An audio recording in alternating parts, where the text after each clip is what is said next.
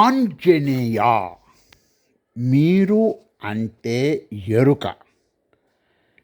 ఎరుకకు ఎరగబడేవి ఉంటే ఉండనియండి.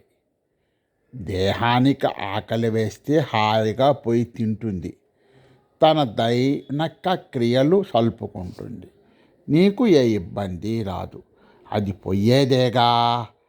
అయితే అది ఉన్నందువల్ల దాని బాధ స్ఫురణ కలగవచ్చు. ఓర్చుకో. ఎప్పటికీ ఉండేది ఎరుకే. అదే ఆత్మ. ఇప్పుడు చూడండి, నేను ఎరుకను అని ఓ 10 రోజులు ప్రశాంతంగా జీవిస్తే మీ కుండలిని శక్తి జాగృతమై మూలాధార నుండి సహస్రాలకు ఎగబాకి శివాశివయోగానుభూతి ఎరగబడుతుంది. జై శ్రీరామ్.